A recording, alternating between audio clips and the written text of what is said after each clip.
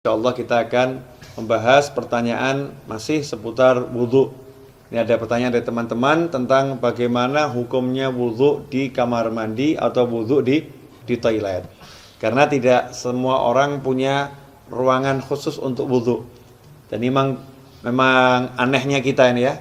Kita ini kalau bangun rumah ada ruangan untuk mandi, ada ruangan untuk masak, ada ruangan untuk tidur, ada ruangan untuk ngopi.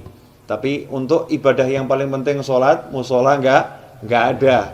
Kemudian fasilitas untuk sholat, wudhu juga tidak disediakan khusus. Ini kita kelemahannya.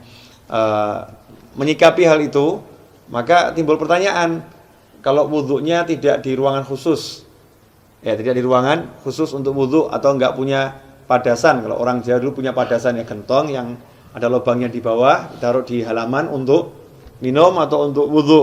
Kalau nggak punya seperti itu, adanya kamar mandi, adanya toilet, atau ketika di mall atau di pasar, wudhunya tidak di tempat khusus wudhu, tidak di luar ruangan, tapi di dalam toilet, di dalam kamar mandi, atau di dalam WC kalau bahasa umumnya ya.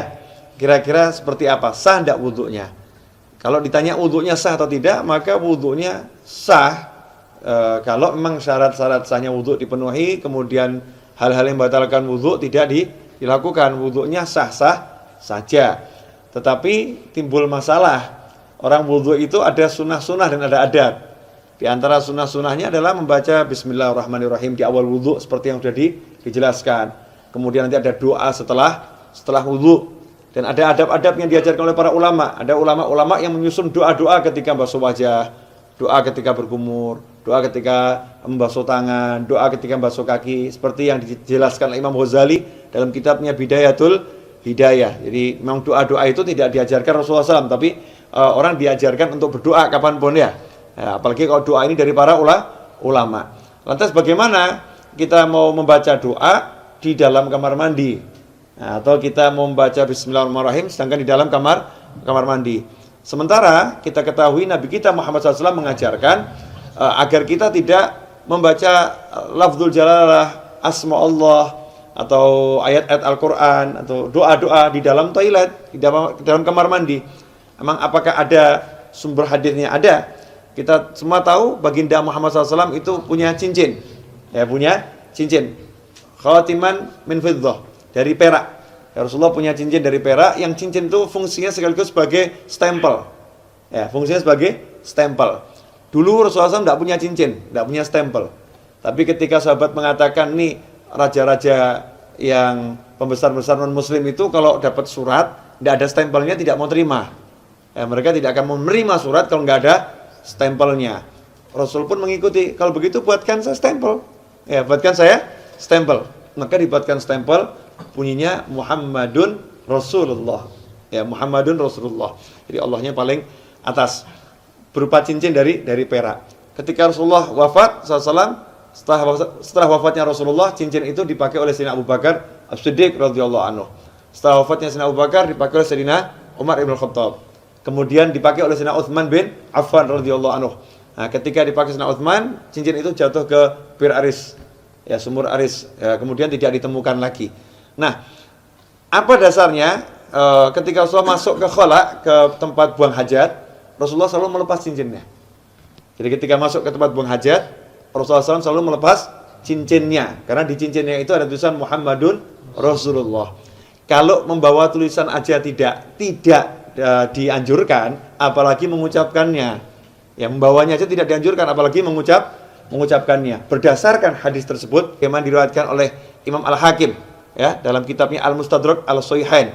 Di situ beliau menyatakan, anna Rasulullah labisa khatiman naksuhu Muhammadur Rasulullah fakana idza dakhala al-khala wada'ahu. Kata Al-Hakim dalam kitab Al-Mustadrak, Az-Zuhri menyebutkan bahwasanya Rasulullah SAW punya cincin yang tulisannya adalah Muhammadun Rasulullah.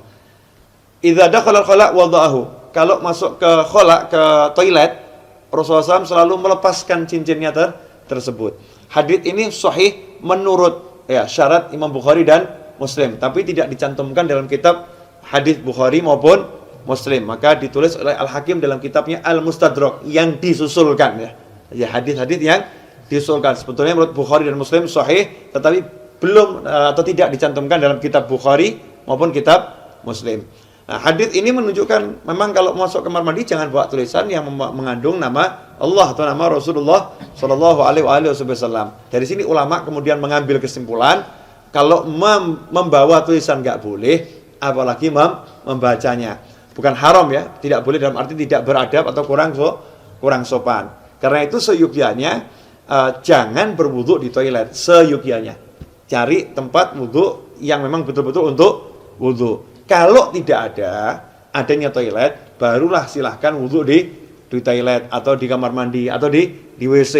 Tapi kalau wudu di kamar mandi, toilet atau WC, jaga adabnya. Apa adabnya itu? Ya satu, jangan membaca asma Allah. Cukup dibaca di dalam hati. Lantas bagaimana dengan doa setelah wudu? Ya doanya dibaca di luar kamar mandi. Jadi selesai wudu langsung keluar baca doa setelah wudu. Atau bismillahnya dibaca di luar dulu. Bismillahirrahmanirrahim, masuk langsung wudu juga. Nah, dengan begitu maka sunnahnya tidak hilang, tetap bisa melaksanakan sunnah-sunnah yang dianjarkan oleh Nabi Muhammad Sallallahu Alaihi Wasallam. Insyaallah sedikit ini barokah dan jangan kemudian jadi jalan justru. Oh berarti wudu di toilet gak apa-apa. Oke deh, kita wudunya di toilet aja ya.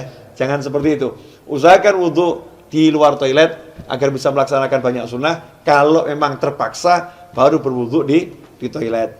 Wal afu minkum. Wassalamualaikum warahmatullahi wabarakatuh.